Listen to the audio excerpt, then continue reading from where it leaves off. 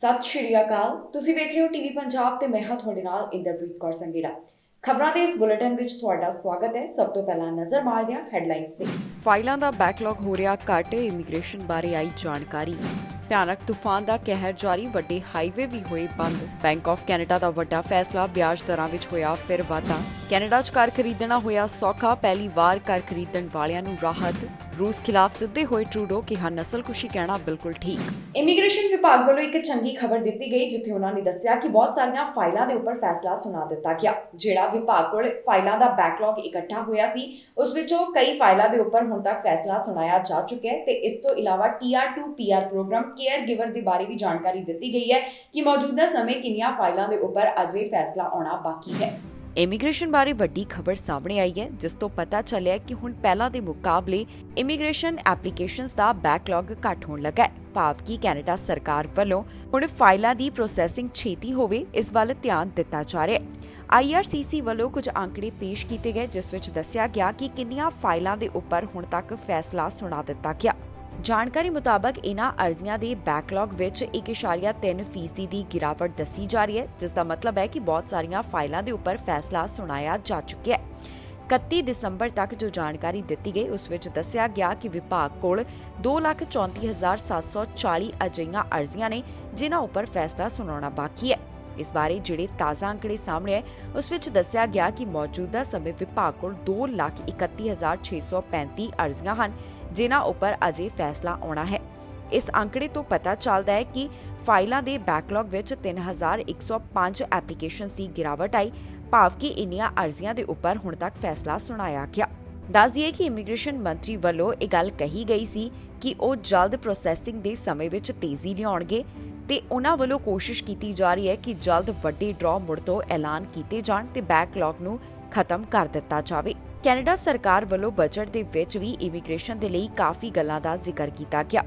ਅਗਲੇ 5 ਸਾਲਾਂ ਦੇ ਲਈ ਇਮੀਗ੍ਰੇਸ਼ਨ ਵਾਸਤੇ $2.1 ਬਿਲੀਅਨ ਖਰਚ ਕੀਤੇ ਜਾਣਗੇ ਤਾਂ ਕਿ PR ਐਪਲੀਕੇਸ਼ਨਸ ਤੇ ਬੈਕਲੌਗ ਨੂੰ ਖਤਮ ਕਰਨ ਵਾਸਤੇ ਤੇਜ਼ੀ ਲਿਆਂਦੀ ਜਾ ਸਕੇ। ਫਾਈਲਾਂ ਦੇ ਬਾਰੇ ਜਿਹੜੀ ਜਾਣਕਾਰੀ ਸਾਹਮਣੇ ਆ ਰਹੀ ਹੈ, ਉਸ ਵਿੱਚ ਦੱਸਿਆ ਗਿਆ ਕਿ ਜਿਹੜੀਆਂ TR2 PR ਫਾਈਲਾਂ ਸਨ, 31 ਦਸੰਬਰ ਤੱਕ ਉਹਨਾਂ ਦਾ ਬੈਕਲੌਗ 23,177 ਦੱਸਿਆ ਗਿਆ, ਜੋ ਕਿ ਵੱਧ ਕੇ 34,830 ਦੇ ਉੱਪਰ ਪਹੁੰਚ ਗਿਆ। ਕੇਅਰ ਗਿਵਰ ਦਾ 1,638 ਦਾ ਬੈਕਲੌਗ ਸੀ, ਜੋ ਕਿ ਘਟ ਕੇ 1,323 ਦੇ ਉੱਪਰ ਪਹੁੰਚ ਗਿਆ। ਹੁਣ ਵਿਭਾਗ ਵੱਲੋਂ ਕੋਸ਼ਿਸ਼ ਕੀਤੀ ਜਾ ਰਹੀ ਹੈ ਕਿ ਜਲਦ ਤੋਂ ਜਲਦ ਬਾਕੀ ਫਾਈਲਾਂ ਦੇ ਉੱਪਰ ਵੀ ਫੈਸਲਾ ਸੁਣਾਇਆ ਜਾਵੇ। ਮੈਨੀਟੋਬਾ ਵਿੱਚ ਭਿਆਨਕ ਤੂਫਾਨ ਇਸ ਸਮੇਂ ਆਇਆ ਹੋਇਆ ਹੈ, ਜਿਸ ਨਾਲ ਹੋਰ ਵੀ ਕਈ ਸੂਬੇ ਪ੍ਰਭਾਵਿਤ ਹੋ ਰਹੇ ਹਨ। এনवायरमेंट ਕੈਨੇਡਾ ਵੱਲੋਂ ਇਸ ਸੰਬੰਧ ਵਿੱਚ ਪਹਿਲਾਂ ਹੀ ਚੇਤਾਵਨੀ ਜਾਰੀ ਕਰ ਦਿੱਤੀ ਗਈ ਸੀ। ਇਹ ਤੂਫਾਨ ਇੱਥੇ ਸ਼ੁੱਕਰਵਾਰ ਤੱਕ ਜਾਰੀ ਰਹਿਣ ਵਾਲਾ ਹੈ। ਮੈਨੀਟੋਬਾ ਵਿੱਚ ਜੋ ਹਾਲਾਤ ਬਣੇ ਹੋਏ ਨੇ, ਉਸ ਮੁਤਾਬਕ ਜਿਹੜੇ ਵੱਡੇ ਹਾਈਵੇ ਨੇ, ਉਹਨਾਂ ਨੂੰ ਬੰਦ ਕਰ ਦਿੱਤਾ ਗਿਆ। ਲੋਕਾਂ ਨੂੰ ਘਰਾਂ ਵਿੱਚ ਰਹਿਣ ਦੀ ਸਲਾਹ ਦਿੱਤੀ ਜਾ ਰਹੀ ਹੈ। ਇਸ ਤੋਂ ਇਲਾਵਾ ਸਕੂਲ ਜਿਹੜੇ ਨੇ ਤੇ ਬੱਸ ਸੇਵਾਵਾਂ, ਉਹਨਾਂ ਨੂੰ ਵੀ ਰੱਦ ਕਰ ਦਿੱਤਾ ਗਿਆ। ਮੈਨੀਟੋਬਾ ਵਿੱਚ ਇਸ ਸਮੇਂ ਜਿਹੜਾ ਭਿਆਨਕ ਤੂਫਾਨ ਆਇਆ ਹੋਇਆ ਹੈ, ਉਸ ਕਾਰਨ ਹੋਰ ਵੀ ਹਿੱਸੇ ਪ੍ਰਭਾਵਿਤ ਹੋ ਰਹੇ ਹਨ। ਇਸ ਭਿਆਨਕ ਤੂਫਾਨ ਦਾ ਅਸਰ ਬਾਕੀ ਸੂਬਿਆਂ ਦੇ ਉੱਪਰ ਵੀ ਪੈਂਦਾ ਹੋਇਆ ਦਿਖਾਈ ਦੇ ਰਿਹਾ ਹੈ, ਜਿਸ ਬਾਰੇ ਮੌਸਮ ਵਿਭਾਗ ਵੱਲੋਂ ਜਾਣਕਾਰੀ ਸਾਂਝੀ ਕੀਤੀ ਗਈ। ਕਿਹਾ ਜਾ ਰਿਹਾ ਹੈ ਕਿ ਮੈਨੀਟੋਬਾ ਵਿੱਚ ਇਹ ਤੂਫਾਨ ਸ਼ੁੱਕਰਵਾਰ ਤੱਕ ਜਾਰੀ ਰਹਿਣ ਵਾਲਾ ਹੈ, ਜਿੱਥੇ ਸਥਿਤੀ ਇਸ ਤਰ੍ਹਾਂ ਦੀ ਹੀ ਬਣੀ ਰਹੇਗੀ। ਇਸ ਕਾਰਨ ਕਾਫੀ ਚੀਜ਼ਾਂ ਪ੍ਰਭਾਵਿਤ ਹੋ ਰਹੀਆਂ ਨੇ, ਜਿੱਥੇ ਸਕੂਲਾਂ ਨੂੰ ਬੰਦ ਕਰ ਦਿੱਤਾ ਗਿਆ, ਉਡਾਨਾਂ ਨੂੰ ਰੱਦ ਕਰ ਦਿੱਤਾ ਗਿਆ ਤੇ ਰਸਤੇ ਵੀ ਬੰਦ ਕੀਤੇ ਜਾ ਰਹੇ ਨੇ। ਜੋ ਇਸ ਸਮੇਂ ਮੈਨੀਟੋਬਾ ਵਿੱਚ ਮੌਸਮ ਦੇ ਹਾਲਾਤ ਬਣੇ ਹੋਏ ਹਨ, ਜਿਸ ਤਰ੍ਹਾਂ ਦੀਆਂ ਤਸਵੀਰਾਂ ਸਾਹਮਣੇ ਆ ਰਹੀਆਂ ਨੇ, ਉਸ ਤੋਂ ਬਾਅਦ ਭਾਰਤ ਦੇ ਵਿੱਚ ਖਾਸ ਕਰ ਪੰਜਾਬ ਦੇ ਵਿੱਚ ਬੈਠੇ ਹੋਏ ਲੋਕ ਵੀ ਚਿੰਤਾ ਕਰ ਰਹੇ ਨੇ, ਕਿਉਂਕਿ ਬਹੁਤ ਸਾਰੇ ਅਜਿਹੇ ਮਾਂ-ਬਾਪ ਨੇ ਜਿਨ੍ਹਾਂ ਦੇ ਬੱਚੇ ਇਸ ਸੂਬੇ ਵਿੱਚ ਪੜ੍ਹਾਈ ਕਰਨ ਵਾਸਤੇ ਗਏ ਨੇ, ਜਿਨ੍ਹਾਂ ਵੱਲੋਂ ਆਪਣੇ ਬੱਚਿਆਂ ਨੂੰ ਲੈ ਕੇ ਚਿੰਤਾ ਪ੍ਰਗਟਾਈ ਜਾ ਰਹੀ ਹੈ। ਜਾਣਕਾਰੀ ਮੁਤਾਬਕ ਵਿਨੀਪੈਗ ਵਿੱਚ 30 ਤੋਂ 40 ਸੈਂਟੀਮੀਟਰ ਤੱਕ ਸਨੋ ਪੈਣ ਵਾਲੀ ਹੈ। ਵੈਸਟਰਨ ਰੈੱਡ ਰਿਵਰ ਵੈਲੀ ਅਤੇ ਹੋਰ ਹਿੱਸਿਆਂ ਵਿੱਚ 40 ਤੋਂ 60 ਸੈਂਟੀਮੀਟਰ ਤੱਕ ਸਨੋ ਪੈਣ ਦੀ ਸੰਭਾਵਨਾ ਜਤਾਈ ਗਈ ਹੈ। ਵੈਸਟਰਨ ਮੈਨੀਟੋਬਾ ਵਿੱਚ 25 ਤੋਂ 50 ਸੈਂਟੀਮੀਟਰ ਤੇ ਸਾਊਥ ਈਸਟਰਨ ਮੈਨੀਟੋਬਾ ਵਿੱਚ 20 ਤੋਂ 40 ਸੈਂਟੀਮੀਟਰ ਤੱਕ ਸਨੋਫਾਲ ਹੋ ਸਕਦੀ ਹੈ। ਹੁਣ ਮੌਸਮ ਵਿਭਾਗ ਵੱਲੋਂ ਆਮ ਲੋਕਾਂ ਨੂੰ ਅਪੀਲ ਕੀਤੀ ਜਾ ਰਹੀ ਹੈ ਕਿ ਉਹ ਘਰ ਤੋਂ ਬਾਹਰ ਨਾ ਨਿਕਲਣ ਤੇ ਨਾਲ ਹੀ ਉਹਨਾਂ ਨੇ ਯਾਤਰਾ ਤੋਂ ਪਰਹੇਜ਼ ਕਰਨ ਦੇ ਵਾਸਤੇ ਵੀ ਕਿਹਾ ਹੈ। ਵਿਨੀਪੈਗ 에ਅਰਪੋਰਟ ਵੱਲੋਂ ਟਵਿੱਟਰ ਦੇ ਰਾਹੀਂ ਜਾਣਕਾਰੀ ਸਾਂਝੀ ਕਰਦਿਆਂ ਕਹਿ ਦਿੱਤਾ ਗਿਆ ਹੈ ਕਿ ਬਹੁਤ ਸਾਰੀਆਂ ਉਡਾਨਾਂ ਉਹਨਾਂ ਵੱਲੋਂ ਮੌਸਮ ਦੇ ਹਾਲਾਤਾਂ ਨੂੰ ਧਿਆਨ ਵਿੱਚ ਰੱਖਦਿਆਂ ਰੱਦ ਕੀਤੀਆਂ ਜਾ ਰਹੀਆਂ ਨੇ। ਦੱਸਣਯੋਗ ਹੈ ਕਿ ਮੈਨੀਟੋਬਾ RCMP ਵੱਲੋਂ ਵੀ ਲਗਾਤਾਰ ਇਸ ਬਾਰੇ ਟਵੀਟ ਕੀਤੇ ਜਾ ਰਹੇ ਨੇ, ਜਿਸ ਵਿੱਚ ਉਹਨਾਂ ਦੱਸਿਆ ਕਿ ਕਈ ਵੱਡੇ ਹਾਈਵੇਜ਼ ਉਹਨਾਂ ਵੱਲੋਂ ਰਾਤੋਂ ਰਾਤ ਬੰਦ ਕਰ ਦਿੱਤੇ ਗਏ। ਇੱਥੇ ਸੂਬੇ ਵਿੱਚ ਕਈ ਸਕੂਲਾਂ ਨੂੰ ਬੰਦ ਕਰ ਦਿੱਤਾ ਗਿਆ ਹੈ ਤੇ ਬੱਸ ਸੇਵਾ ਵੀ ਰੱਦ ਕਰ ਦਿੱਤੀ ਗਈ ਹੈ। ਇੱਥੇ ਇਹ ਵੀ ਦੱਸ ਦਈਏ ਕਿ এনवायरमेंट ਕੈਨੇਡਾ ਵੱਲੋਂ ਕਿਹਾ ਗਿਆ ਹੈ ਕਿ ਸ਼ੁੱਕਰਵਾਰ ਨੂੰ ਹਾਲਾਤ ਸੁਧਰਨੇ ਇੱਥੇ ਸ਼ੁਰੂ ਹੋਣਗੇ, ਪਰ ਸ਼ੁੱਕਰਵਾਰ ਤੱਕ ਇੱਥੇ ਇਸੇ ਤਰ੍ਹਾਂ ਦਾ ਹੀ ਮੌਸਮ ਰਹਿਣ ਵਾਲਾ ਹੈ, ਜਿਸ ਤੋਂ ਬਾਅਦ ਆਮ ਲੋਕਾਂ ਨੂੰ ਲਗਾਤਾਰ ਅਪੀਲ ਕੀਤੀ ਜਾ ਰਹੀ ਹੈ ਕਿ ਉਹ ਆਪਣਾ ਖਾਸ ਖਿਆਲ ਰੱਖਣ ਤੇ ਘਰ ਤੋਂ ਬਾਹਰ ਨਾ ਨਿਕਲਣ। ਬੈਂਕ ਆਫ ਕੈਨੇਡਾ ਵੱਲੋਂ ਇੰਟਰਸਟ ਰੇਟਸ ਦੇ ਸੰਬੰਧ ਵਿੱਚ ਵੱਡਾ ਫੈਸਲਾ ਲਿਆ ਗਿਆ, ਜਿੱਥੇ ਉਹਨਾਂ ਵੱਲੋਂ ਇੱਕ ਵਾਰ ਫਿਰ ਤੋਂ ਵਿਆਜ ਦਰਾਂ ਵਿੱਚ ਵਾਧਾ ਕੀਤਾ ਗਿਆ। ਬੈਂਕ ਆਫ ਕੈਨੇਡਾ ਵੱਲੋਂ ਵਿਆਜ ਦਰਾਂ ਵਧਾ ਕੇ ਹੁਣ 1% ਕਰ ਦਿੱਤੀਆਂ ਗਈਆਂ ਨੇ। ਇਸ ਦੇ ਪਿੱਛੇ ਕਾਰਨ ਦੱਸਿਆ ਜਾ ਰਿਹਾ ਹੈ ਕਿ ਮਹਿੰਗਾਈ ਨੂੰ ਕਾਬੂ ਕਰਨ ਵਾਸਤੇ ਇੱਕ ਕਦਮ ਚੁੱਕਿਆ ਗਿਆ। ਬੈਂਕ ਆਫ ਕੈਨੇਡਾ ਵੱਲੋਂ ਆਪਣੀਆਂ ਵਿਆਜ ਦਰਾਂ ਵਿੱਚ ਵਾਧਾ ਕੀਤਾ ਗਿਆ ਹੈ। ਬੈਂਕ ਆਫ ਕੈਨੇਡਾ ਵੱਲੋਂ ਆਪਣੀਆਂ ਵਿਆਜ ਦਰਾਂ ਨੂੰ ਵਧਾ ਕੇ 1% ਕਰ ਦਿੱਤਾ। ਜੀ ਹਾਂ, ਮਹਿੰਗਾਈ ਨੂੰ ਕਾਬੂ ਕਰਨ ਦੇ ਲਈ ਹੁਣ ਬੈਂਕ ਆਫ ਕੈਨੇਡਾ ਵੱਲੋਂ ਇਹ ਫੈਸਲਾ ਲਿਆ ਗਿਆ। ਇਸ ਸਮੇਂ ਦੇਸ਼ ਵਿੱਚ ਜੋ ਮਹਿੰਗਾਈ ਵੱਧ ਰਹੀ ਹੈ, ਇਸ ਨੂੰ ਕਾਬੂ ਪਾਉਣ ਦੇ ਵਾਸਤੇ ਬੈਂਕ ਆਫ ਕੈਨੇਡਾ ਨੇ ਵੱਡਾ ਫੈਸਲਾ ਲਿਆ, ਜਿੱਥੇ ਉਹਨਾਂ ਨੇ ਆਪਣੀਆਂ ਵਿਆਜ ਦਰਾਂ ਵਿੱਚ 50 ਅੰਕਾਂ ਦਾ ਵਾਧਾ ਕਰ ਦਿੱਤਾ ਹੈ। ਹੁਣ ਵਿਆਜ ਦਰ 1% ਹੋ ਗਈ ਹੈ। ਦੱਸ ਦਈਏ ਕਿ ਬੈਂਕ ਵੱਲੋਂ ਮਾਰਚ 2020 ਵਿੱਚ ਕੋਵਿਡ-19 ਪੈਂਡੈਮਿਕ ਦੀ ਸ਼ੁਰੂਆਤ ਤੋਂ ਬਾਅਦ ਆਪਣੀਆਂ ਵਿਆਜ ਦਰਾਂ ਵਿੱਚ ਕਟੌਤੀ ਕਰ ਦਿੱਤੀ, ਤਾਂ ਕਿ ਜਿਹੜੇ ਕਾਰੋਬਾਰ ਅਤੇ ਆਮ ਲੋਕ ਹਨ ਉਹਨਾਂ ਨੂੰ ਸਸਤੀਆਂ ਦਰਾਂ ਦੇ ਉੱਪਰ ਪੈਸਾ ਉਪਲਬਧ ਹੋ ਸਕੇ। ਇਸ ਨਾਲ ਕੋਸ਼ਿਸ਼ ਕੀਤੀ ਜਾ ਰਹੀ ਸੀ ਕਿ ਆਰਥਿਕਤਾ ਦੇ ਵਿੱਚ ਸੁਧਾਰ ਹੋ ਸਕੇ। ਹੁਣ ਦੇਖਣ ਦੇ ਵਿੱਚ ਆ ਰਿਹਾ ਹੈ ਕਿ ਕੈਨੇਡਾ ਅੰਦਰ ਲਗਾਤਾਰ ਮਹਿੰਗਾਈ ਵਧਦੀ ਜਾ ਰਹੀ ਹੈ।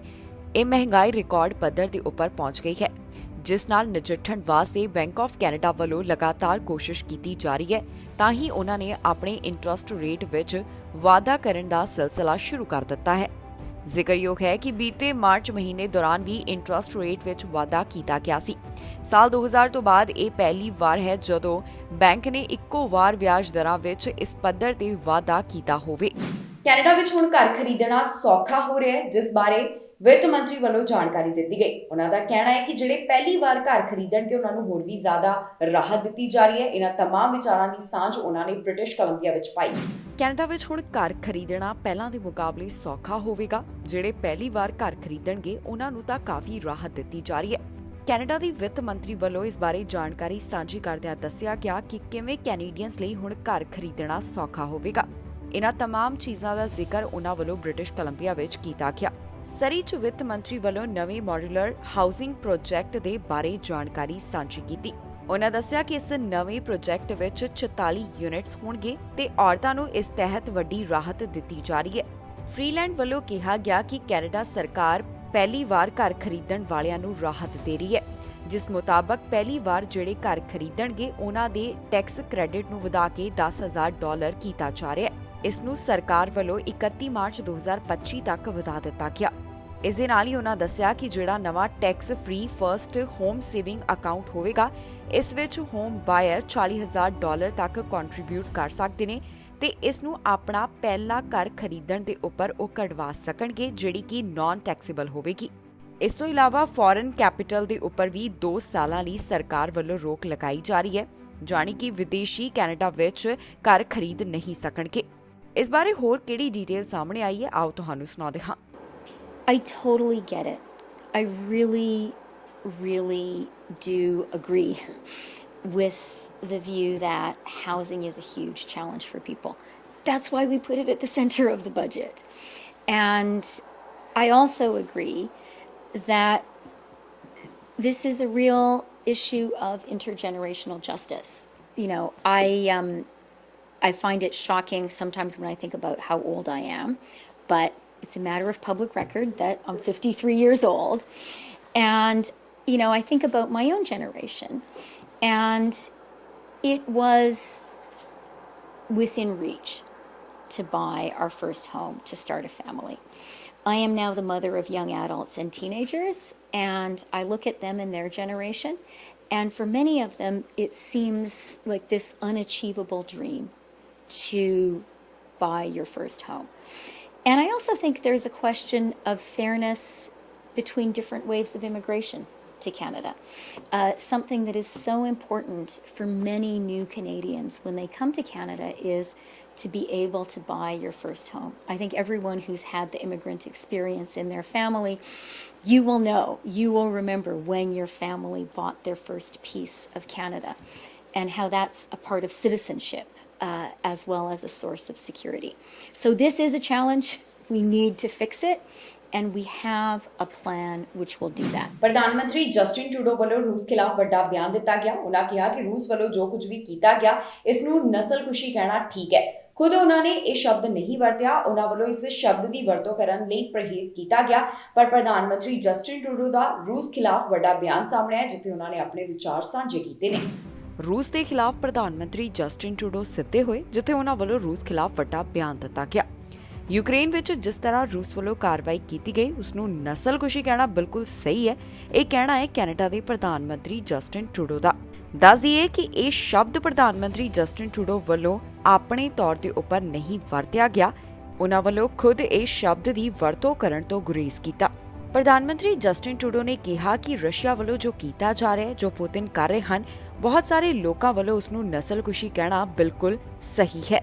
ਇਸ ਦੌਰਾਨ ਪ੍ਰਧਾਨ ਮੰਤਰੀ ਵੱਲੋਂ ਰੂਸੀ ਫੌਜਾਂ ਵੱਲੋਂ ਯੂਕਰੇਨ ਦੇ ਆਮ ਨਾਗਰਿਕਾਂ ਦੇ ਉੱਪਰ ਜਿਹੜੇ ਹਮਲੇ ਕੀਤੇ ਜਾ ਰਹੇ ਨੇ ਉਸ ਦਾ ਜ਼ਿਕਰ ਕੀਤਾ, ਜਿਸ ਵਿੱਚ ਹਸਪੀਟਲ ਤੇ ਰੇਲਵੇ ਸਟੇਸ਼ਨ ਤੇ ਹੋਏ ਹਮਲੇ ਬਾਰੇ ਵੀ ਪ੍ਰਧਾਨ ਮੰਤਰੀ ਨੇ ਗੱਲ ਕੀਤੀ। ਉਹਨਾਂ ਕਿਹਾ ਕਿ ਇਹ ਸਾਰੀਆਂ ਚੀਜ਼ਾਂ ਵਾਰ ਕ੍ਰਾਈਮ ਹਨ, ਜਿਸ ਵਾਸਤੇ ਪੁਤਿਨ ਜ਼ਿੰਮੇਵਾਰ ਹਨ। ਪ੍ਰਧਾਨ ਮੰਤਰੀ ਜਸਟਿਨ ਟਰੂਡੋ ਵੱਲੋਂ ਇਸ ਬਾਰੇ ਹੋਰ ਕੀ ਕਿਹਾ ਗਿਆ, ਆਓ ਤੁਹਾਨੂੰ ਸੁਣਾਉਂਦੇ ਹਾਂ। Determinations of genocide, but I think it's absolutely right that more and more people be talking and using the word genocide in terms of what Russia is doing, what Vladimir Putin has done. The use of targeted attacks against civilians, against hospitals, against maternity wards, against train stations filled with people fleeing, the deliberate use of sexual violence against the Ukrainian population as a way of creating horrific scenes, the way that they're attacking Ukrainian identity and culture. These are all things that are war crimes that Putin is responsible for. These are all things that are crimes against humanity, and that's why Canada was one of the first countries to move forward at the International Criminal. NDP leader Jagmeet Singh ਵੱਲੋਂ ਭਾਰਤ ਦੇ ਪ੍ਰਧਾਨ ਮੰਤਰੀ ਨਰਿੰਦਰ ਮੋਦੀ ਨੂੰ ਨਸੀਹਤ ਦਿੱਤੀ ਗਈ ਹੈ। ਉਹਨਾਂ ਦਾ ਕਹਿਣਾ ਹੈ ਕਿ ਭਾਰਤ ਤੋਂ ਜਿਸ ਤਰ੍ਹਾਂ ਦੀਆਂ ਤਸਵੀਰਾਂ ਸਾਹਮਣੇ ਆ ਰਹੀਆਂ ਨੇ, ਜਿਸ ਤਰ੍ਹਾਂ ਮੁਸਲਿਮ ਕਮਿਊਨਿਟੀ ਦੇ ਨਾਲ ਜੋ ਭਾਰਤ ਵਿੱਚ ਹੋ ਰਿਹਾ ਹੈ, ਉਸ ਤੋਂ ਬਾਅਦ ਹੁਣ ਮੋਦੀ ਸਰਕਾਰ ਨੂੰ ਕੁਝ ਅਜਿਹਾ ਕਰਨਾ ਚਾਹੀਦਾ ਹੈ ਕਿ ਇਹ ਸਭ ਭਾਰਤ ਦੇ ਵਿੱਚ ਨਾ ਹੋਵੇ। ਇਸ ਸੰਬੰਧੀ ਉਹਨਾਂ ਨੇ ਸੋਸ਼ਲ ਮੀਡੀਆ ਪਲੇਟਫਾਰਮ ਦੇ ਉੱਪਰ ਪੋਸਟ ਸਾਂਝੀ ਕੀਤੀ। ਐਨਡੀਪੀ ਲੀਡਰ ਜਗਮੀਤ ਸਿੰਘ ਵੱਲੋਂ ਭਾਰਤ ਦੇ ਪ੍ਰਧਾਨ ਮੰਤਰੀ ਨਰਿੰਦਰ ਮੋਦੀ ਨੂੰ ਨਸੀਹਤ ਦਿੱਤੀ ਗਈ। ਉਹਨਾਂ ਨੇ ਸੋਸ਼ਲ ਮੀਡੀਆ ਦੇ ਉੱਪਰ ਪੋਸਟ ਸਾਂਝੀ ਕਰਦਿਆਂ ਪ੍ਰਧਾਨ ਮੰਤਰੀ ਮੋਦੀ ਨੂੰ ਸਲਾਹ ਦਿੱਤੀ ਹੈ। ਭਾਰਤ ਤੋਂ ਜਿਸ ਤਰ੍ਹਾਂ ਦੀਆਂ ਮੁਸਲਿਮ ਕਮਿਊਨਿਟੀ ਦੇ ਬਾਰੇ ਤਸਵੀਰਾਂ ਸਾਹਮਣੇ ਆ ਰਹੀਆਂ ਨੇ, ਇਸ ਦਾ ਜ਼ਿਕਰ ਜਗਮੀਤ ਸਿੰਘ ਵੱਲੋਂ ਕੀਤਾ ਗਿਆ ਤੇ ਉਹਨਾਂ ਦਾ ਕਹਿਣਾ ਹੈ ਕਿ ਮੋਦੀ ਸਰਕਾਰ ਨੂੰ ਹੁਣ ਇਹ ਸਭ ਬੰਦ ਕਰਨਾ ਚਾਹੀਦਾ ਹੈ। ਦਰਅਸਲ ਐਨਡੀਪੀ ਲੀਡਰ ਜਗਮੀਤ ਸਿੰਘ ਵੱਲੋਂ ਸੋਸ਼ਲ ਮੀਡੀਆ ਪਲੇਟਫਾਰਮ ਦੇ ਉੱਪਰ ਜਿਹੜੀ ਪੋਸਟ ਸਾਂਝੀ ਕੀਤੀ ਗਈ, ਉਸ ਵਿੱਚ ਉਹਨਾਂ ਕਿਹਾ ਕਿ ਮੁਸਲਿਮ ਭਾਈਚਾਰੇ ਨਾਲ ਜੁੜੀਆਂ ਹੋਈਆਂ ਭਾਰਤ ਤੋਂ ਜਿਸ ਤਰ੍ਹਾਂ ਦੀਆਂ ਤਸਵੀਰਾਂ ਵੀਡੀਓ ਸਾਹਮਣੇ ਆਉਂਦੀਆਂ ਨੇ, ਜਿਸ ਤਰ੍ਹਾਂ ਉਹਨਾਂ ਨੂੰ ਨਿਸ਼ਾਨਾ ਬਣਾਇਆ ਜਾ ਰਿਹਾ ਹੈ, ਮੈਂ ਇਸ ਸਭ ਨੂੰ ਲੈ ਕੇ ਕਾਫੀ ਚਿੰਤਤ ਹਾਂ। ਉਹਨਾਂ ਕਿਹਾ ਕਿ ਮੋਦੀ ਸਰਕਾਰ ਨੂੰ ਇਹ ਸਭ ਕੁਝ ਬੰਦ ਕਰਨਾ ਚਾਹੀਦਾ ਹੈ। ਉਹਨਾਂ ਕਿਹਾ ਕਿ ਮਨੁੱਖੀ ਅਧਿਕਾਰ ਪ੍ਰੋਟੈਕਟਡ ਹੋਣੇ ਚਾਹੀਦੇ ਨੇ। ਇਸ ਤੋਂ ਇਲਾਵਾ ਉਹਨਾਂ ਨੇ ਇਹ ਵੀ ਗੱਲ ਕਹੀ ਹੈ ਕਿ ਹਰ ਥਾਂ ਦੇ ਉੱਪਰ ਸ਼ਾਂਤੀ ਬਣੀ ਰਹੇ, ਇਸ ਕਰਕੇ ਕੈਨੇਡਾ ਨੂੰ ਵੀ ਇੱਕ ਅਹਿਮ ਕਿਰਦਾਰ ਨਿਭਾਉਣਾ ਪਵੇਗਾ।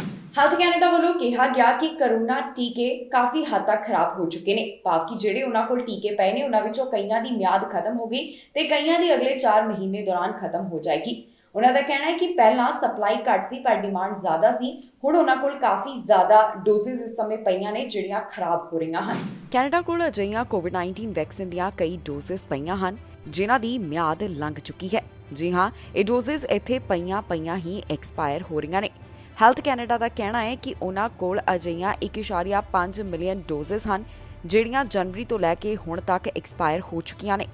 ਜਾਣਕਾਰੀ ਮੁਤਾਬਕ ਮੰਗਲਵਾਰ ਨੂੰ ਮੋਡਰਨਾ ਟੀਕੇ ਦੀਆਂ 4,20,000 ਡੋਜ਼ਸ ਅਜਿਹੀਆਂ ਸਨ ਜਿਨ੍ਹਾਂ ਦੀ ਮਿਆਦ ਲੰਘ ਗਈ। ਮੌਜੂਦਾ ਸਮੇਂ ਕੈਨੇਡਾ ਦੀ ਨੈਸ਼ਨਲ ਸਟਾਕਪਾਈਲ ਵਿੱਚ 18 ਮਿਲੀਅਨ ਤੋਂ ਵੱਧ ਡੋਜ਼ਸ ਪਈਆਂ ਹਨ, ਜਿਨ੍ਹਾਂ ਵਿੱਚੋਂ ਜ਼ਿਆਦਾਤਰ ਐਕਸਪਾਇਰ ਹੋ ਚੁੱਕੀਆਂ ਨੇ ਤੇ ਇਹਨਾਂ ਵਿੱਚੋਂ ਕਈ ਡੋਜ਼ਸ ਅਜਿਹੀਆਂ ਵੀ ਨੇ ਜਿਹੜੀਆਂ ਅਗਲੇ 4 ਮਹੀਨਿਆਂ ਦੌਰਾਨ ਐਕਸਪਾਇਰ ਹੋ ਜਾਣਗੀਆਂ। ਹੈਲਥ ਕੈਨੇਡਾ ਦਾ ਕਹਿਣਾ ਹੈ ਕਿ ਪਿਛਲੇ ਸਾਲ ਤੱਕ ਵੈਕਸੀਨ ਦੀ ਡਿਮਾਂਡ ਕਾਫੀ ਜ਼ਿਆਦਾ ਸੀ ਪਰ ਸਪਲਾਈ ਘੱਟ ਸੀ, ਪਰ ਹੁਣ ਇਸ ਵੈਕਸੀਨ ਦੀ ਡਿਮਾਂਡ ਘੱਟ ਹੈ ਤੇ ਉਹਨਾਂ ਕੋਲ ਕਾਫੀ ਜ਼ਿਆਦਾ ਡੋਜ਼ਸ ਪਈਆਂ ਹਨ ਜਿਹੜੀਆਂ ਜੇਕਰ ਨਾ ਵਰਤੀਆਂ ਗਈਆਂ ਤਾਂ ਉਹ ਜਲਦ ਹੀ ਐਕਸਪਾਇਰ ਹੋ ਜਾਣਗੀਆਂ। ਵੈਕਸੀਨੇਸ਼ਨ ਦੀ ਜਾਣਕਾਰੀ ਵੀ ਸਾਂਝੀ ਕੀਤੀ ਗਈ ਹੈ, ਜਿਸ ਵਿੱਚ ਦੱਸਿਆ ਗਿਆ ਹੈ ਕਿ ਕੈਨੇਡਾ ਦੇ ਵੱਖ-ਵੱਖ ਪ੍ਰੋਵਿੰਸਸ ਵਿੱਚ ਕਿੰਨੀ ਆਬਾਦੀ ਨੂੰ ਕੋਵਿਡ-19 ਵੈਕਸੀਨ ਦੀ ਪਹਿਲੀ, ਦੂਜੀ ਤੇ ਤੀਜੀ ਡੋਜ਼ ਲੱਗ ਚੁੱਕੀ ਹੈ। ਨਿਊਫਾਊਂਡਲੈਂਡ ਐਂਡ ਲੈਬਰਾਡੋਰ ਵਿੱਚ ਪਹਿਲੀ ਡੋਜ਼ ਹਾਸਲ ਕਰਨ ਵਾਲਿਆਂ ਦੀ ਗਿਣਤੀ 99.45%, ਨਾਰਥ ਵੈਸਟ ਟੈਰੀਟਰੀਜ਼ ਵਿੱਚ 96.8%, ਪ੍ਰਿੰਸ ਐਡਵਰਡ ਆਈਲੈਂਡ ਵਿੱਚ 95.39%, ਨੁਨਾਵਤ ਵਿੱਚ 94.95%, ਨੋਵਾ ਸਕੋਸ਼ੀਆ 'ਚ 92.88%, ਨਿਊ ਬਰੰਜ਼ਵਿਕ ਵਿੱਚ 92.32%, ਬ੍ਰਿਟਿਸ਼ ਕੋਲੰਬੀਆ ਵਿੱਚ 90.15%, ਯੂਕੌਨ ਵਿੱਚ 99.68%, ਓਨਟਾਰੀਓ ਵਿੱਚ 99.40%, ਕਿਊਬਿਕ ਵਿੱਚ 99%, ਮੈਨੀਟੋਬਾ ਵਿੱਚ 99%, ਸਸਕੈਚੁਆਨ ਵਿੱਚ 87%, ਐਲਬਰਟਾ ਵਿੱਚ 85% ਵੱਲੋਂ ਕੋਵਿਡ-19 ਵੈਕਸੀਨ ਦੀ ਪਹਿਲੀ ਡੋਜ਼, ਨਿਊ ਫਾਊਂਡਲੈਂਡ ਐਂਡ ਲੈਬਰਾਡੋਰ ਵਿੱਚ 94.99% ਵੱਲੋਂ ਕੋਵਿਡ-19 ਵੈਕਸੀਨ ਦੀ 2 ਡੋਜ਼, ਨਾਰਥ ਵੈਸਟ ਟੈਰੀਟਰੀ ਵਿੱਚ 92%, ਪ੍ਰਿੰਸ ਐਡਵਰਡ ਆਈਲੈਂਡ ਵਿੱਚ 91%, ਨੁਨਾਵਤ ਵਿੱਚ 82%, ਨੋਵਾ ਸਕੋਸ਼ੀਆ 'ਚ 87%, ਨਿਊ ਬਰੰਜ਼ਵਿਕ ਵਿੱਚ 86%, ਬ੍ਰਿਟਿਸ਼ ਕੋਲੰਬੀਆ 'ਚ 86%, ਯੂਕੌਨ 'ਚ 85%, ਓਨਟਾਰੀਓ 86%, ਕਿਊਬਿਕ 85%, ਮੈਨੀਟੋਬਾ 85%, ਸਸਕੈਚੁਆਨ 82%, ਐਲਬਰਟਾ 80% ਵੱਲੋਂ ਕੋਵਿਡ-19 ਵੈਕਸੀਨ ਦੀਆਂ 2 ਡੋਜ਼ ਲਗਵਾਈਆਂ ਗਈਆਂ। ਇਸ ਤੋਂ ਇਲਾਵਾ ਇਨ੍ਹਾਂ ਵੱਖ-ਵੱਖ ਸੂਬਿਆਂ ਵਿੱਚ ਤੀਜਾ ਟੀਕਾ ਲਗਾਉਣ ਵਾਲਿਆਂ ਦੀ ਵੀ ਗਿਣਤੀ ਕਾਫੀ ਦੱਸੀ ਜਾ ਰਹੀ ਹੈ। ਗੱਡੀ ਉੱਪਰ ਦਰਖਤ ਡਿੱਗਿਆ ਜਿਸ ਕਾਰਨ ਇੱਕ ਦੀ ਮੌਤ ਹੋ ਗਈ। ਕਿਹਾ ਜਾ ਰਿਹਾ ਹੈ ਕਿ ਇਸ ਡਰਾਈਵਰ ਨੂੰ ਦਰਖਤ ਡਿੱਗਣ ਦੇ ਬਾਰੇ ਕੋਈ ਵੀ ਜਾਣਕਾਰੀ ਨਹੀਂ ਸੀ। ਪੁਲਿਸ ਵੱਲੋਂ ਇਸ ਮਾਮਲੇ ਦੀ ਜਾਂਚ ਕੀਤੀ ਜਾ ਰਹੀ ਹੈ। ਇੱਕ ਗੱਡੀ ਦਰਖਤ ਨਾਲ ਬੁਰੀ ਤਰ੍ਹਾਂ ਟਕਰਾਈ ਜਿਸ ਤੋਂ ਬਾਅਦ ਇੱਕ ਦੀ ਮੌਤ ਹੋ ਗਈ। ਇਹ ਮਾਮਲਾ ਵੈਨਕੂਵਰ ਨਾਲ ਸੰਬੰਧਿਤ ਦੱਸਿਆ ਗਿਆ, ਜਿੱਥੇ ਵਾਹਨ ਦਰਖਤ ਨਾਲ ਟਕਰਾਇਆ ਤੇ ਦਰਖਤ ਨੇ ਉਸ ਦੀ ਗੱਡੀ ਦੀ ਛੱਤ ਨੂੰ ਨੁਕਸਾਨ ਪਹੁੰਚਾ ਦਿੱਤਾ, ਜਿਸ ਕਾਰਨ ਇੱਕ ਵਿਅਕਤੀ ਦੀ ਮੌਤ ਹੋ ਗਈ। ਇਸ ਮਾਮਲੇ ਦੇ ਸੰਬੰਧ ਵਿੱਚ ਪੁਲਿਸ ਵੱਲੋਂ ਜਾਣਕਾਰੀ ਸਾਂਝੀ ਕਰਦਿਆਂ ਦੱਸਿਆ ਗਿਆ ਕਿ ਇਹ ਹਾਦਸਾ ਕਿਵੇਂ ਵਾਪਰਿਆ। ਪੁਲਿਸ ਦਾ ਕਹਿਣਾ ਹੈ ਕਿ ਵਾਹਨ ਚਲਾਉਣ ਵਾਲੇ ਨੂੰ ਇਸ ਚੀਜ਼ ਦਾ ਕੋਈ ਵੀ ਅੰਦਾਜ਼ਾ ਨਹੀਂ ਸੀ ਕਿ ਇੱਥੇ ਦਰਖਤ ਡਿੱਗਣ ਵਾਲਾ ਹੈ। ਨਾ ਹੀ ਇੱਥੇ ਤੇਜ਼ ਹਵਾ ਚੱਲ ਰਹੀ ਸੀ ਤੇ ਨਾ ਹੀ ਇੱਥੇ ਬਰਸਾਤ ਹੋਈ। ਅਚਾਨਕ ਦੇਖਦਿਆਂ ਹੀ ਦੇਖਦਿਆਂ ਦਰਖਤ ਹੇਠਾਂ ਆਉਣ ਲੱਗਾ ਤੇ ਫਿਰ ਉਸ ਦੀ ਟੱਕਰ ਵਾਹਨ ਨਾਲ ਹੋ ਗਈ। ਪੁਲਿਸ ਵੱਲੋਂ ਜਾਣਕਾਰੀ ਦਿੱਤੀ ਗਈ ਹੈ ਕਿ ਜਿਸ ਗੱਡੀ ਦਾ ਇਸ ਦਰਖਤ ਨਾਲ ਹਾਦਸਾ ਹੋਇਆ ਉਹ ਹੋਂਡਾ ਕਾਰ ਸੀ। ਜਿਸ ਸਮੇਂ ਇਹ ਹਾਦਸਾ ਵਾਪਰਿਆ ਉਸ ਸਮੇਂ ਗੱਡੀ ਵਿੱਚ ਸਿਰਫ ਇੱਕ ਹੀ ਵਿਅਕਤੀ ਬੈਠਾ ਹੋਇਆ ਸੀ, ਜਿਸ ਦੀ ਮੌਤ ਹੋ ਗਈ। ਇਸ ਤੋਂ ਇਲਾਵਾ ਇੱਕ ਹੋਰ ਵਾਹਨ ਜਿਸ ਵਿੱਚ 2 ਜਾਣੇ ਸਵਾਰ ਸਨ ਉਸ ਨੂੰ ਵੀ ਨੁਕਸਾਨ ਹੋਇਆ, ਪਰ ਇਸ ਅੰਦਰ ਜਿਹੜੇ ਲੋਕ ਬੈਠੇ ਹੋਏ ਸਨ ਉਹਨਾਂ ਨੂੰ ਕੋਈ ਵੀ ਨੁਕਸਾਨ ਨਹੀਂ ਹੋਇਆ। ਫਿਲਹਾਲ ਪੁਲਿਸ ਵੱਲੋਂ ਇਸ ਮਾਮਲੇ ਦੀ ਜਾਂਚ ਕੀਤੀ ਜਾ ਰਹੀ ਹੈ। ਉਹਨਾਂ ਦਾ ਕਹਿਣਾ ਹੈ ਕਿ ਜੇਕਰ ਕਿਸੇ ਕੋਲ ਵੀ ਇਸ ਨਾਲ ਸੰਬੰਧਿਤ ਕੋਈ ਜਾਣਕਾਰੀ ਜਾਂ ਫਿਰ ਵੀਡੀਓ ਹੋਵੇ ਤਾਂ ਪੁਲਿਸ ਨਾਲ 6047173012 ਦੇ ਉੱਪਰ ਸੰਪਰਕ ਕਰਕੇ ਜਾਣਕਾਰੀ ਸਾਂਝੀ ਕਰਨ। ਕੈਨੇਡਾ ਦੇ ਵੱਖ-ਵੱਖ ਸੂਬਿਆਂ ਵਿੱਚ ਇਸ ਸਮੇਂ ਕੋਰੋਨਾ ਵਾਇਰਸ ਦੀ 6ਵੀਂ ਲਹਿਰ ਸ਼ੁਰੂ ਹੋ ਚੁੱਕੀ ਹੈ। ਸੂਬਿਆਂ ਵੱਲੋਂ ਮੁੜ ਤੋਂ ਜਿਹੜੀਆਂ ਰਾਹਤ ਦਿੱਤੀ ਗਈ ਸੀ ਉਸ ਸੰਬੰਧ ਵਿੱਚ ਵਿਚਾਰ ਕੀਤੀ ਜਾ ਰਹੀ ਹੈ। ਹੁਣ ਕਈ ਪ੍ਰੋਵਿੰਸਸ ਤੋਂ ਜਾਣਕਾਰੀ ਸਾਹਮਣੇ ਆ ਰਹੀ ਹੈ ਜਿੱਥੇ ਮੁੜ ਤੋਂ ਮਾਸਕ ਪਾਉਣ ਲਈ ਕਿਹਾ ਜਾ ਰਿਹਾ ਹੈ। ਅਜਿਹਾ ਹੀ ਐਲਾਨ ਇੱਕ ਹੋਰ ਸੂਬੇ ਵੱਲੋਂ ਕੀਤਾ ਗਿਆ ਜਿੱਥੇ ਵਿਦਿਆਰਥੀਆਂ ਨੂੰ ਕਿਹਾ ਜਾ ਰਿਹਾ ਹੈ ਕਿ ਉਹ ਮਾਸਕ ਪਾਉਣਾ ਜਾਰੀ ਰੱਖਣ। ਨੋਵਾ ਸਕੋਸ਼ੀਆ ਵਿੱਚ ਕੋਰੋਨਾ ਵਾਇਰਸ ਦੇ ਹਾਲਾਤਾਂ ਨੂੰ ਧਿਆਨ ਵਿੱਚ ਰੱਖਦਿਆਂ ਇੱਕ ਫੈਸਲਾ ਕੀਤਾ ਗਿਆ ਜਿਸ ਮੁਤਾਬਕ ਸਕੂਲਾਂ ਵਿੱਚ ਅਜੇ ਵੀ ਮਾਸਕ ਪਾਉਣੇ ਜ਼ਰੂਰੀ ਰਹਿਣਗੇ। ਅਜਿਹਾ ਮਈ ਮਹੀਨੇ ਦੌਰਾਨ ਜਾਰੀ ਰਹਿਣ ਵਾਲਾ ਹੈ। ਇਸ ਬਾਰੇ ਨੋਵਾ ਸਕੋਸ਼ੀਆ ਸਰਕਾਰ ਵੱਲੋਂ ਐਲਾਨ ਕਰਦਿਆਂ ਦੱਸਿਆ ਗਿਆ ਕਿ ਮਈ ਮਹੀਨੇ ਦੇ ਮਿਡਲ ਤੱਕ ਸਕੂਲਾਂ ਵਿੱਚ ਮਾਸਕ ਪਾਉਣਾ ਜ਼ਰੂਰੀ ਹੋਵੇਗਾ। ਇੱਥੇ ਵਿਦਿਆਰਥੀ, ਸਟਾਫ, ਵਲੰਟੀਅਰ ਤੇ ਵਿਜ਼ਿਟਰ ਵਾਸਤੇ ਮਾਸਕ ਪਾਉਣਾ ਲਾਜ਼ਮੀ ਕੀਤਾ ਗਿਆ ਹੈ। ਹੁਣ ਇਸ ਬਾਰੇ ਹੋਰ ਜਾਣਕਾਰੀ ਕੀ ਸਾਹਮਣੇ ਆਈ ਹੈ, ਆਓ ਤੁਹਾਨੂੰ ਸੁਣਾਉਂਦੇ ਹਾਂ। So I hear lots of stories about many settings where the majority of people are wearing masks. Certainly, the public health recommendation continues to be strongly recommending that in places where people were required to wear masks, which is indoor public places and workplaces where you're around other people, especially where you can't keep distance, we strongly recommend that people continue to wear those masks. That is the public, along with a range of other measures. The policy decision around that is up to others. Police ਹੱਥ ਵੱਡੀ ਸਫਲਤਾ ਲੱਗੀ ਜਿੱਥੇ ਉਹਨਾਂ ਵੱਲੋਂ 25 kilo ਨਸ਼ਾ ਬਰਾਮਦ ਕੀਤਾ ਗਿਆ। 2 ਜਾਣਿਆਂ ਨੂੰ ਇਸ ਸੰਬੰਧ ਵਿੱਚ ਗ੍ਰਿਫਤਾਰ ਕੀਤਾ ਗਿਆ ਜਿਹੜੇ ਟੋਰਾਂਟੋ ਨਾਲ ਸੰਬੰਧਿਤ ਦੱਸੇ ਜਾ ਰਹੇ ਨੇ। ਇਹਨਾਂ ਕੋਲੋਂ 25 ਕਿਲੋਗ੍ਰਾਮ ਕੋਕੇਨ ਬਰਾਮਦ ਕੀਤੀ ਗਈ। ਪੁਲਿਸ ਦੇ ਹੱਥ ਵੱਡੀ ਸਫਲਤਾ ਲੱਗੀ ਜਿੱਥੇ ਉਹਨਾਂ ਵੱਲੋਂ ਨਸ਼ਾ ਬਰਾਮਦ ਕਰਦਿਆਂ 2 ਜਾਣਿਆਂ ਨੂੰ ਗ੍ਰਿਫਤਾਰ ਕੀਤਾ ਗਿਆ। ਇਸ ਮਾਮਲੇ ਦੇ ਸੰਬੰਧ ਵਿੱਚ ਦੁਹਰਮ ਰੀਜਨਲ ਪੁਲਿਸ ਵੱਲੋਂ ਜਾਣਕਾਰੀ ਸਾਂਝੀ ਕੀਤੀ ਗਈ ਜਿੱਥੇ ਉਹਨਾਂ ਦੱਸਿਆ ਕਿ ਟੋਰਾਂਟੋ ਨਾਲ ਸੰਬੰਧਿਤ 2 ਵਿਅਕਤੀਆਂ ਨੂੰ ਗ੍ਰਿਫਤਾਰ ਕਰਦਿਆਂ ਚਾਰਜ ਕੀਤਾ ਗਿਆ ਹੈ। ਇਹਨਾਂ ਕੋਲੋਂ ਪੁਲਿਸ ਆਫੀਸਰਸ ਨੇ 25 ਕਿਲੋਗ੍ਰਾਮ ਕੋਕੇਨ ਬਰਾਮਦ ਕੀਤੀ। ਪੁਲਿਸ ਮੁਤਾਬਕ ਜਿਹੜੇ ਗ੍ਰਿਫਤਾਰ ਕੀਤੇ ਗਏ ਵਿਅਕਤੀ ਨੇ ਉਹਨਾਂ ਦੀ ਉਮਰ 41 ਅਤੇ 54 ਸਾਲ ਦੱਸੀ ਗਈ, ਜਿਨ੍ਹਾਂ ਨੂੰ ਟੋਰਾਂਟੋ ਦੇ ਵਿੱਚ ਹੀ ਗ੍ਰਿਫਤਾਰ ਕੀਤਾ ਗਿਆ। ਜਿਸ ਸਮੇਂ ਇਹਨਾਂ ਦੋਹਾਂ ਜਾਣਿਆਂ ਨੂੰ ਗ੍ਰਿਫਤਾਰ ਕੀਤਾ ਗਿਆ ਉਸ ਵੇਲੇ ਆਫੀਸਰਸ ਵੱਲੋਂ 15 ਕਿਲੋ ਕੋਕੇਨ ਬਰਾਮਦ ਕੀਤੀ ਗਈ ਤੇ ਬਾਅਦ ਵਿੱਚ ਜਦੋਂ ਉਹਨਾਂ ਨੇ ਟੋਰਾਂਟੋ ਵਿੱਚ 3 ਸਰਚਸ ਕੰਡਕਟ ਕਰਵਾਈਆਂ ਤਾਂ ਉਹਨਾਂ ਦੇ ਹੱਥ 10 ਕਿਲੋ ਕੋਕੇਨ ਲੱਗੀ। ਜਾਂਚ ਦੌਰਾਨ ਪੁਲਿਸ ਵੱਲੋਂ 2 ਕਾਰਾਂ ਵੀ ਬਰਾਮਦ ਕੀਤੀਆਂ ਗਈਆਂ ਨੇ। ਫਿਲਹਾਲ ਦੋਨਾਂ ਸਸਪੈਕਟ ਦੇ ਉੱਪਰ ਚਾਰजेस ਲਗਾਏ ਗਏ, ਜਿਨ੍ਹਾਂ ਉੱਪਰ possession and trafficking of controlled substance ਵਰਗੇ ਚਾਰਜ ਲਗਾਏ ਗਏ ਹਨ। ਪੁਲਿਸ ਦਾ ਕਹਿਣਾ ਹੈ ਕਿ ਜੇਕਰ ਕਿਸੇ ਨੂੰ ਵੀ ਇਸ ਬਾਰੇ ਕੋਈ ਜਾਣਕਾਰੀ ਹੋਵੇ ਤਾਂ ਉਹਨਾਂ ਨਾਲ ਜ਼ਰੂਰ ਸੰਪਰਕ ਕਰਨ। गिरफ्तार किए गए व्यक्तियों के नाम अजे जनतक नहीं किए गए। इस मामले की जांच अजे जारी है। एक बस वालों 12 साला बच्ची नूं टक्कर मारी गई, जिस तो बाद इस बच्ची की मौत हो गई है। पुलिस वालों मामले की जांच की जा रही है। उन्होंने कहना है कि जख्मी हालत विच ड्राइवर नूं अस्पताल भर्ती करवाया गया। बस की टक्कर लगन कारण 12 साला बच्ची की मौत हो गई। ये मामला मॉन्ट्रियल तो सामने आया। पुलिस वालों इस संबंध विच जानकारी सांझी करदिआं कहा गया कि 12 साला लड़की नूं एक वाहन की टक्कर लगी, जिस कारण उसकी मौत हो गई। इस मामले की हुण पुलिस वालों जांच की जा रही है।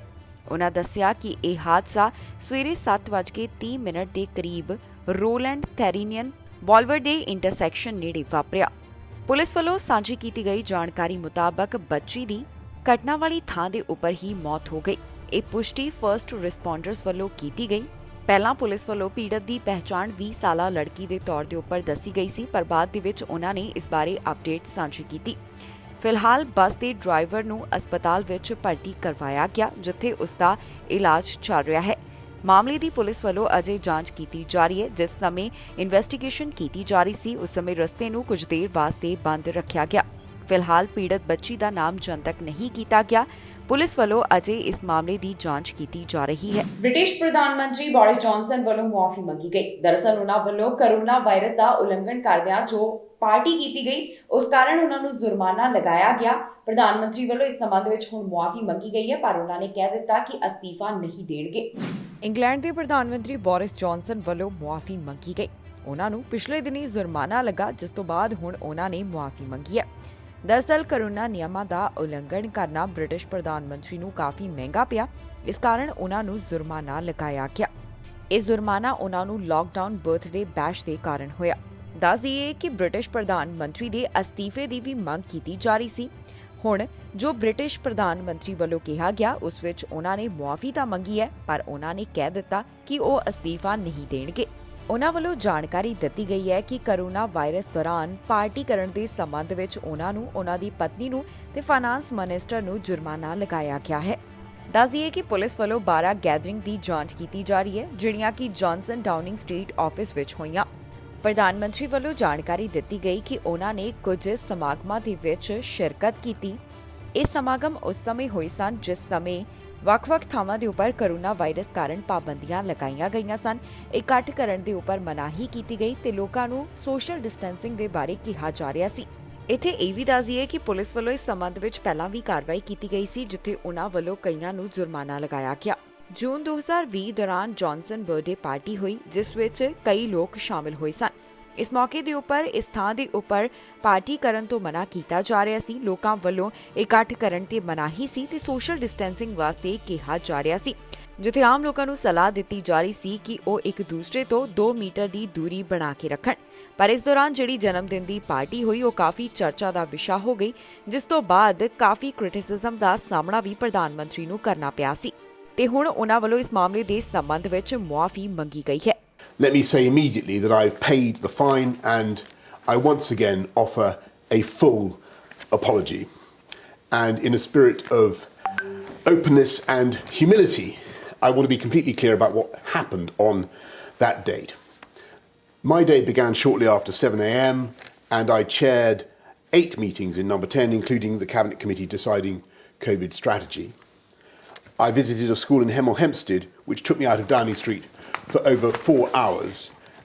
And amongst all these engagements, on a day that happened to be my birthday, there was a brief gathering in the cabinet room shortly after 2 p.m, lasting for less than 10 minutes, during which people I work with kindly passed on their good wishes.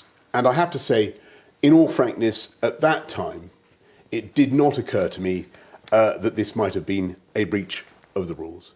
But of course the police have found otherwise, and I fully respect the outcome of their investigation. I understand the anger that many will feel that I myself fell short when it came to observing the very rules which the government I lead had introduced to protect the public. And I accept in all sincerity that people had the right to expect better. ਇਸ ਖਬਰ ਵਿੱਚ ਜਾਣਕਾਰੀ ਤੁਹਾਡੇ ਨਾਲ ਸਾਂਝੀ ਕਰਾਂਗੇ ਕਿ Canada ਦੇ ਕਿਹੜੇ ਹਿੱਸੇ ਤੋਂ ਕਿੰਨੇ ਕਰੋਨਾ ਵਾਇਰਸ ਦੇ ਮਾਮਲੇ ਸਾਹਮਣੇ ਆਏ। ਇਸ ਸਮੇਂ ਕੈਨੇਡਾ ਵਿੱਚ ਕਰੋਨਾ ਵਾਇਰਸ ਦੇ ਕੀ ਹਾਲਾਤ ਬਣੇ ਹੋਏ ਨੇ, ਕੀ ਇੱਥੇ ਸਥਿਤੀ ਬਣੀ ਹੋਈ ਹੈ, ਤੁਹਾਨੂੰ ਜਾਣੂ ਕਰਵਾਵਾਂਗੇ ਇਸ ਖਬਰ ਰਾਹੀਂ। ਓਨਟਾਰੀਓ ਦੇ ਹਸਪਤਾਲ ਵਿੱਚ 1000 ਤੋਂ ਵੱਧ ਮਰੀਜ਼ ਹਨ ਜਿਨ੍ਹਾਂ ਦਾ ਕਰੋਨਾ ਵਾਇਰਸ ਕਾਰਨ ਇਲਾਜ ਚੱਲ ਰਿਹਾ ਹੈ।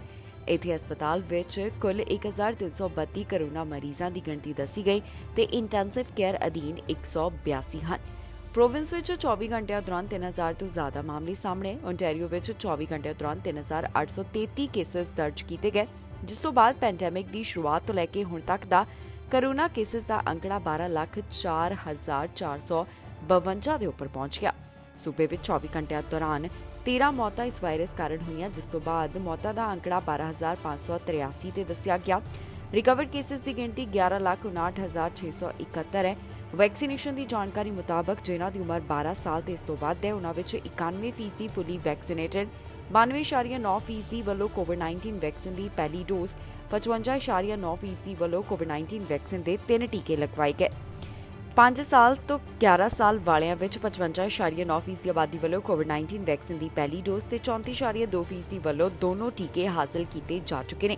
ਇੱਥੇ ਟੈਸਟ ਪੋਜ਼ਿਟਿਵਿਟੀ ਰੇਟ 17.5% ਦੱਸਿਆ ਗਿਆ। ਕਿਊਬਿਕ ਪ੍ਰੋਵਿੰਸ ਵਿੱਚ ਪਹਿਲਾਂ ਦੇ ਮੁਕਾਬਲੇ ਕੇਸਿਸ ਵੱਧ ਹੋ ਰਹੇ ਨੇ। ਹਸਪਤਾਲ ਵਿੱਚ 2060 ਦੇ ਕਰੀਬ ਮਰੀਜ਼ ਹਨ ਜਿਨ੍ਹਾਂ ਦਾ ਕਰੋਨਾ ਵਾਇਰਸ ਕਾਰਨ ਇਲਾਜ ਚੱਲ ਰਿਹਾ ਹੈ ਤੇ ਇੰਟੈਂਸਿਵ ਕੇਅਰ ਅਧੀਨ 83 ਦੀ ਗਿਣਤੀ ਦੱਸੀ ਗਈ। ਪ੍ਰੋਵਿੰਸ ਵਿੱਚ 24 ਘੰਟੇ ਦੌਰਾਨ 3515 ਕਰੋਨਾ ਦੇ ਮਾਮਲੇ ਸਾਹਮਣੇ ਆਏ ਤੇ 13 ਮੌਤਾਂ ਇਸ ਵਾਇਰਸ ਕਾਰਨ ਦਰਜ ਕੀਤੀਆਂ ਗਈਆਂ। ਪੈਂਡੈਮਿਕ ਦੀ ਸ਼ੁਰੂਆਤ ਤੋਂ ਲੈ ਕੇ ਹੁਣ ਤੱਕ 10,07,006 ਕਰੋਨਾ ਦੇ ਮਾਮਲੇ ਸਾਹਮਣੇ ਆ ਚੁੱਕੇ ਨੇ ਤੇ 14,592 ਮੌਤਾਂ ਇਸ ਵਾਇਰਸ ਕਾਰਨ ਹੋ ਗਈਆਂ। ਵੈਕਸੀਨੇਸ਼ਨ ਦੀ ਜਾਣਕਾਰੀ ਮੁਤਾਬਕ ਜਿਨ੍ਹਾਂ ਦੀ ਉਮਰ 5 ਸਾਲ ਤੇ ਇਸ ਤੋਂ ਵੱਧ ਹੈ ਉਹਨਾਂ ਵਿੱਚ 91% ਆਬਾਦੀ ਵੱਲੋਂ ਕੋਵਿਡ-19 ਵੈਕਸੀਨ ਦੀ ਪਹਿਲੀ ਡੋਜ਼, 87% ਆਬਾਦੀ ਵੱਲੋਂ ਕੋਵਿਡ-19 ਵੈਕਸੀਨ ਦੇ 2 ਟੀਕੇ ਤੇ 54% ਵੱਲੋਂ ਕੋਵਿਡ-19 ਵੈਕਸੀਨ ਦੇ 3 ਟੀਕੇ ਹਾਸਲ ਕੀਤੇ ਜਾ ਚੁੱਕੇ ਹਨ। ਇਸ ਦੇ ਨਾਲ ਹੀ ਜਾਂਦੇ ਇੱਕ ਵਾਰ ਫਿਰ ਤੋਂ ਨਜ਼ਰ ਮਾਰਦੇ ਹਾਂ ਹੈਡਲਾਈਨਸ ਤੇ।